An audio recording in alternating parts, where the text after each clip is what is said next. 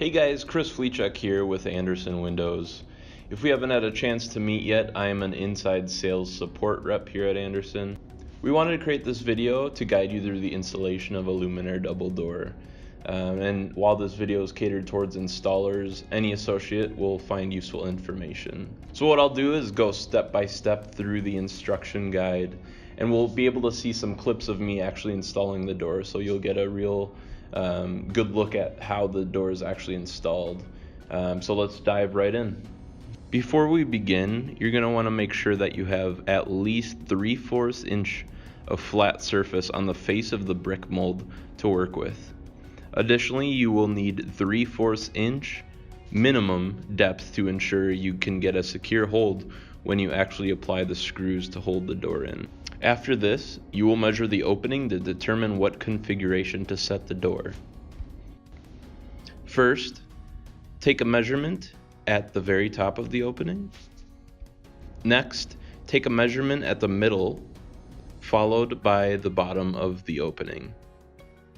Note that you may need a second person to help you get an accurate measurement.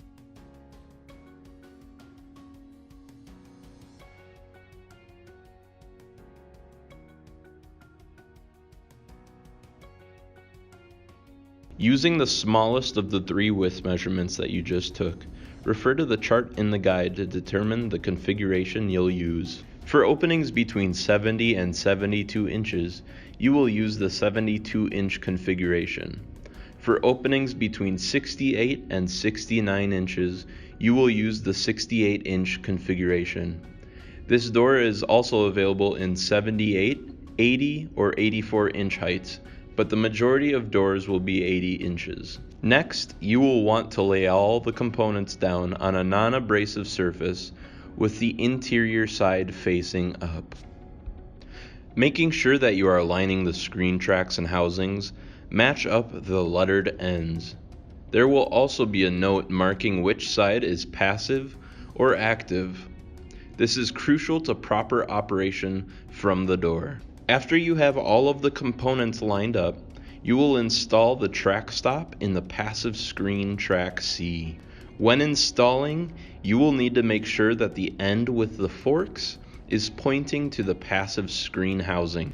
Using the provided hex wrench, guide the track stop to the center of the track and tighten. Next, you will also install a track stop in the passive screen track A, again making sure that the forks are pointed toward the housing and tighten it down in the center of the track. Note, if you are using a 68-inch or 72-inch configuration, you will need to use a track extender.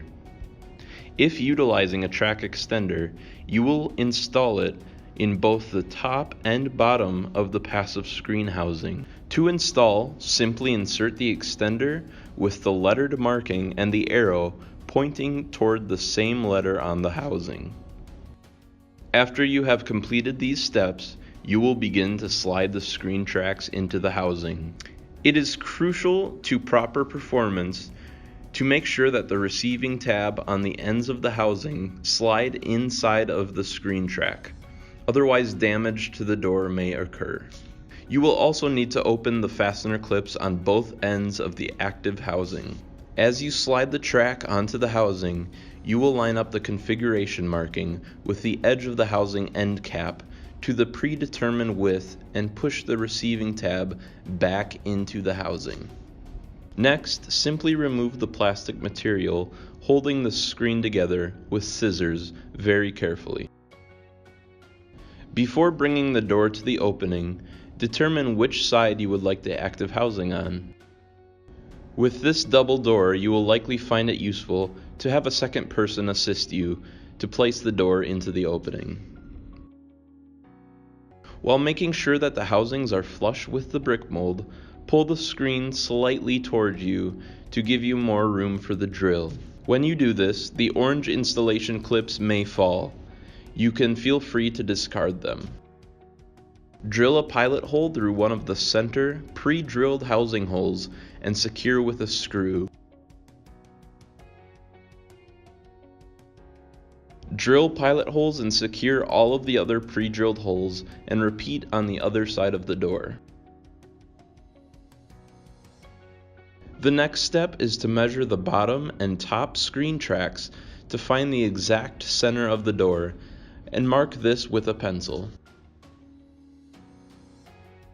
Using the hex wrench provided, slide the track stops and ensure that the center of the track stop hole is lined up with the pencil mark. After lined up, remove the pencil marks. To ensure proper locking, find the slot in the housing with a Phillips screw. Loosen the screws slightly, keeping constant contact with the screwdriver, and raise the screw and tighten on the top, and lower and tighten on the bottom. Test the door and adjust as needed. When adjusted properly, use the slot covers to hide the screws you just adjusted.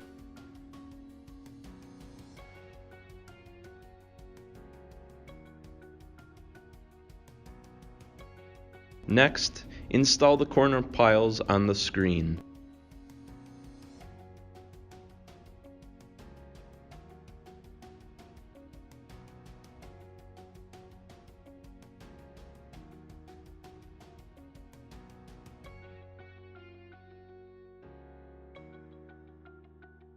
To install the sill adapter, find the end with the recessed edge to fit into the groove that is on the track.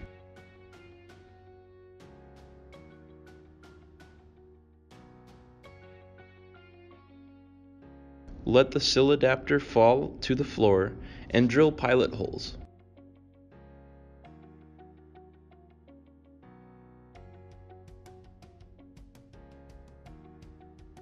After this, place a bead of sealant on each hole and secure with a screw.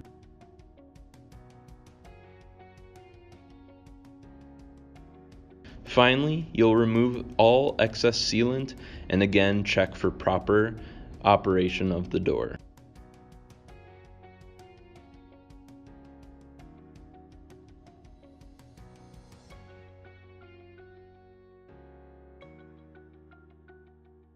Thank you for watching this video. Hopefully it's provided you with some great insight into the installation of a Luminaire Double Door. We want to thank you again for always supporting Andersen and selling it in your Home Depot stores.